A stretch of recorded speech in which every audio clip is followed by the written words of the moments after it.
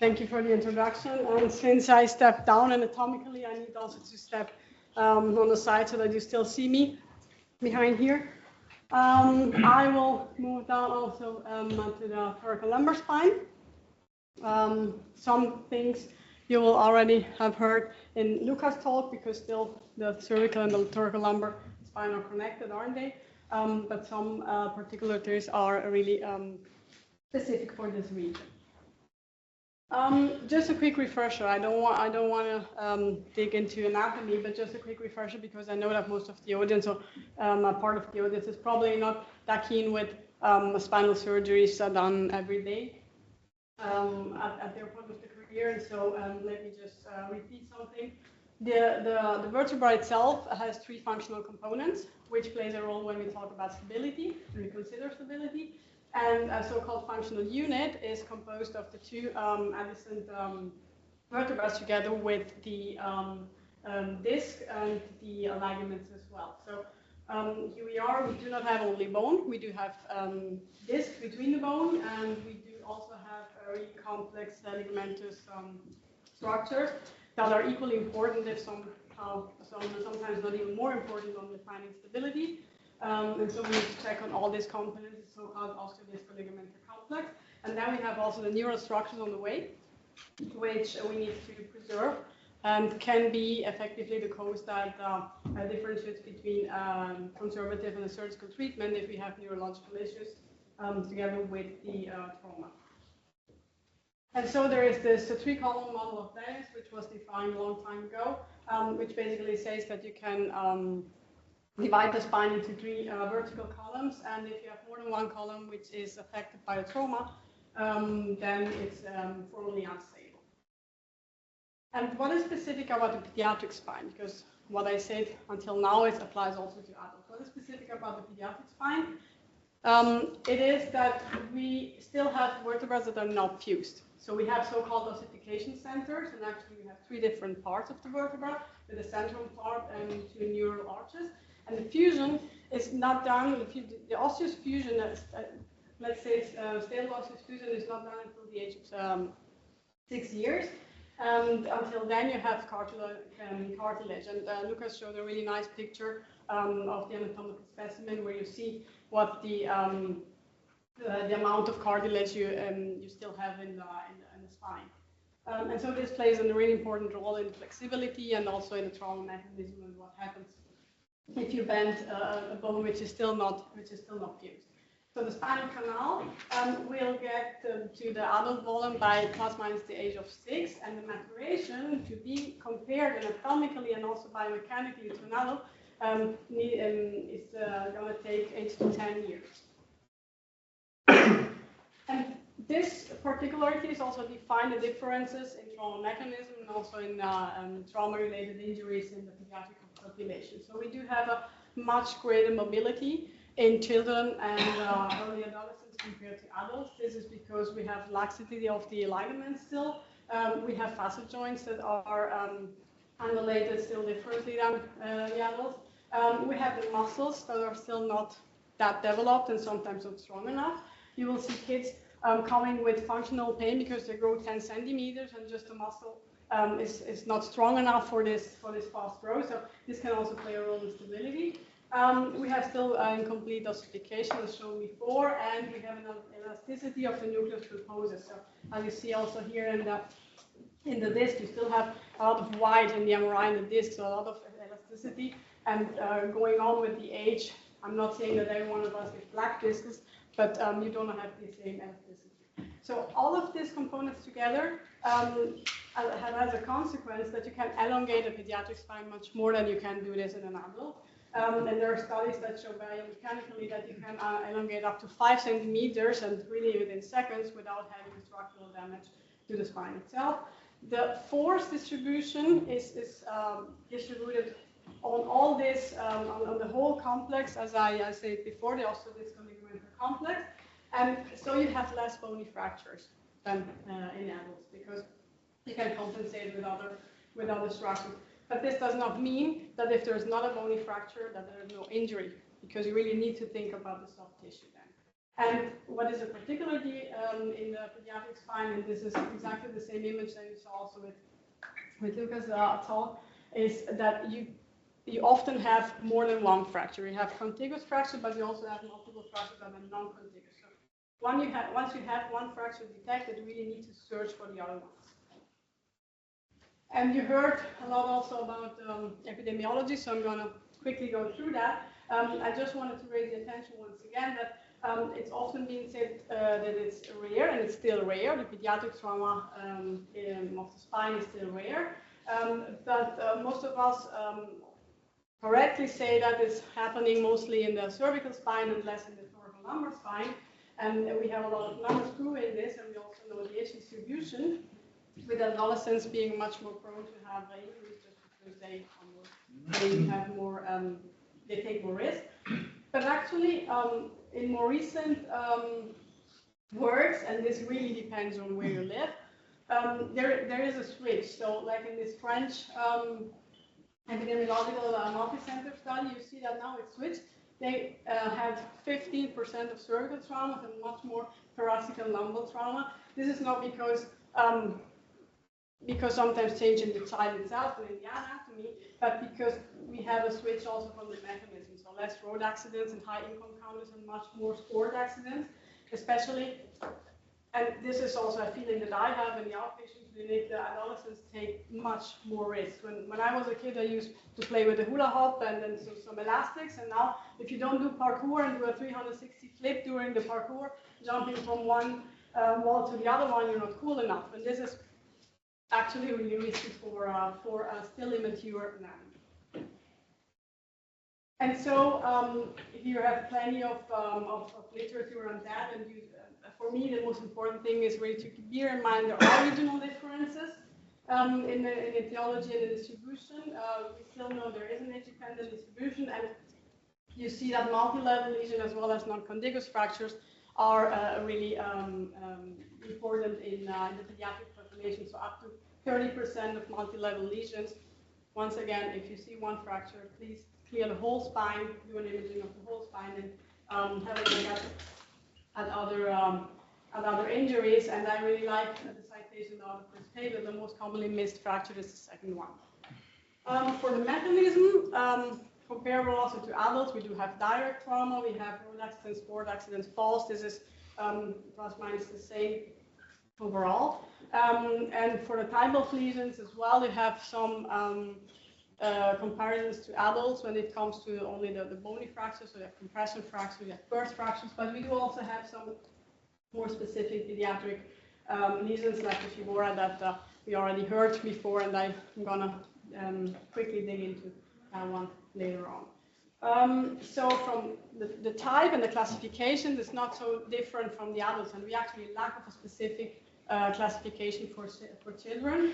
And also the mechanism, I mean, we all move the same. So you will have a hyperflexion or an extension, you will have axial load, translation. The movements, the mechanism is the same, but the consequence on the immature spine can be a different one. And this is a little bit also the problem when you don't have a specific pediatric classification of thoracolumbar trauma. So we still rely on the OWL classification, the OWL spine classification. And you can also use, but still only validated for adults, the TLICS, the thoracolumbar injury classification, which has the difference compared to the OWL spine classifications that it takes into account the injury mechanism. And here you have them both compared. It's well known that both have a good reliability and are safe enough to predict in most of the cases what you need to do, especially when it comes to which treatment to choose, if conservative or not. But as I say, we probably will need a common effort to do scores and classification specifically for the pediatric population and especially the young one. What you don't see in adults is this type of fracture, and if you're used to work in adult spine, then probably you also would miss it in the first step. So it's this vertebral ring apophysis injury. So you will still have a growth plate there, and those are this typical posterior apophyseal ring fractures, which you might not even really see well in the MRI. So you would, if you're not aware of it, that children can have this, you will probably think this is some sort of weird discopathy, but actually here you have a trapezial ring fracture. The good news is that most of them you can treat them conservatively, but they might have more pain than what you expect from a let's say slight disc rupture, and the ones that need surgery are the ones that have neurological signs, because if it's really dislocated like the type 4, then you can have a spinal canal stenosis, and then you also can have neurocompression.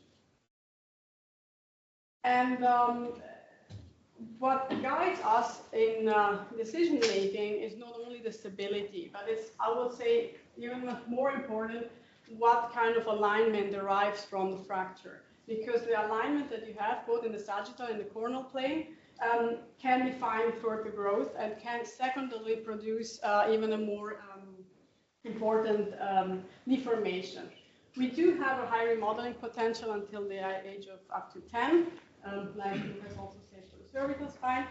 And we can compensate, I say we, but I mean the kids, can compensate for up to 30 to 50% of height loss with further growth, so they can really restore a normal or near to normal anatomy, which would never be possible in an adult. This is why we are kind of aggressive if we have a segmental kyphosis more than 10% or 15%, and it depends a little bit on the center. If you see that there is already an important deformation on the sagittal or coronal plane, that you might want to do a surgery, or you want to do an immobilization treatment just because you want to have growth induction. You want to influence how it's going to grow, how it's going to potentially remodel itself. So decision for surgical treatment is really multifactorial, and it's guided not only by stability, but by the consequences that the fracture can have on a growing spine. And this is a really nice example from a, I think, kind of older work of Carl Hauser, but still really, really actual, and we're still applying exactly the same mechanism and treatment. Here you see a coronal deformity due to a fracture, actually coronal and sagittal deformity, and you can use this hyperlordotic cast, which I have never seen before when I was in the adult spine department, and this really hyperlordotic cast can help in growth induction and also in restoration of height in kids, and I was impressed on how well they work. So, like 20 years later, we just had a couple of months ago a similar case. This is just after the first cast was removed, and you have to admit she is kind of old for it. She's already a teenager, so she will not have that much height restoration, but still it can help to preserve as much as possible the sagittal profile. So here was the pointer doesn't work anymore. We had the fracture at the T12 level, and then we put a cast on, a hyperlordotic cast, because the sagittal profile was near to normal, but it was only with this hyperlordotic cast, not with the brace, that we could achieve what we wanted in terms of sagittal profile to support as much as possible the healing process. And it's important to be reminded really that the treatment is different, and also the injury types are different according to the age groups. Infants, as we heard, especially head and spine injuries that are associated because of the mismatch between the head and the cervical spine. And here, my only concern is that you don't forget to think about non-accidental trauma in really small children, and also this Shivora, which is described with an incidence of up to 50%. To me, it sounds really, really a lot, and I don't think those are really correct numbers. But what I want to say here, it's like 1% in adults, and it's much more in the children due to the greater flexibility. Then in preschool to adolescent, what you can have is, they start to do sports, they're going to start to have more risky activities. And then there is this large age group of injuries that can be related to the seat belt and also to the lap belt. here it depends also regionally what kind of car seats are used and if car seats are used. And then adolescents more than 12 years are basically comparable to adults when it comes to the patterns. And we have some particularities, so we have similar types like compression and shear injuries, but we have like this vertebral apophysis that I showed before. We have the seatbelt injuries. We do have particularities like the pars interarticularis fatigue fractures, which you want to see more, especially in really high-performing athletes. And we have this shivora. So, and this shivora, as Lina Mahler already said, is defined as a spinal cord injury without having a radiographic anomaly. And it was described already more than 40 years ago. It's, as you say here, it's described between 6 and 19%, so numbers really vary. But the mechanism is, although we think it's producing more shivora in children than in adults, is that you have kind of a self-reducing deformity. You have the spine elongated, the spine had much more deformity, but it goes back to its original shape without having a fracture, which doesn't mean that you don't have some soft tissue injury. And this is why I highlighted it. If you have a patient with signs of a shivora, you need to follow up on him because you can have delayed neurological deterioration. For the diagnostic part, Lucas already stated it's really important to do the assessment, and it's a secondary assessment. So it's quite easy to forget about clearing the whole spine, especially in a trauma environment. Then the radiological indications are especially guided by pain, and obviously also if it's a high mechanism, high trauma mechanism, and you have altered consciousness, you cannot clear. And the radiographic evaluation is based primarily on X-rays, and then everything which comes with it starts then from the X-ray. We have a lot of instability characteristics that we can define already on the X-ray, and I'm gonna say it one more time. We are in a region where there are high radiosensitive other organs, so we think about when doing a CT. We do MRI if we have neurological symptoms, if we have suspected soft tissue injury, and CT scans should be reserved for specific indications only. This is true for brain, for cervical spine, and also for thoracolumbar spine. You have seen also this image of the different positioning when it comes to spine surgery, and when most of the traumas we try to treat them conservatively, and here are specific criteria how. Like we always look at the ligaments, the height loss, as I say, segmental kyphosis. Plenty of criteria that help us to decide if we can still go conservatively. And for the ones that finally need surgical treatments, and those are really not a lot, you can use the algorithm of an adult in adolescence, and in children under 8 years, you still might have some that you can go on with conservatively. But as soon as you have a potential to have a bony healing and also to reach stability, you might once again go for surgery. Any case that has neurological deterioration obviously needs inspection and surgery. Most of the fractures that have a severe deformity of instability can be treated with a dorsal approach. I would say not exclusively, but most of them, plus minus decompression if you have a neurological impairment. Fusion is rarely required. Ventral approaches are rarely required, but it could have some indications for a ventral approach. Also in the long term, if you have progressive deformity, you try to take out the material whenever possible, or at least to shorten it. And so you might take one or two more adjacent levels in order to be able to shorten it. And here's a really nice example of how you can use your instrumentation as like a fixator to put compression forces on it and to elevate the height loss that you had in the front part. In order to restore the sagittal profile, and also in order to induce then bone healing and hair restoration. This was a case that we had done the sport accident with the segmental kyphosis, with the paraparesis, progressive paraparesis. So we had an emergency surgery, and with this compression mechanism, only with a dorsal approach, we were able to restore a really nice sagittal profile. And the guy is now 2 years later doing Thai box and boxing. So really good outcomes also here. And this is where I end up.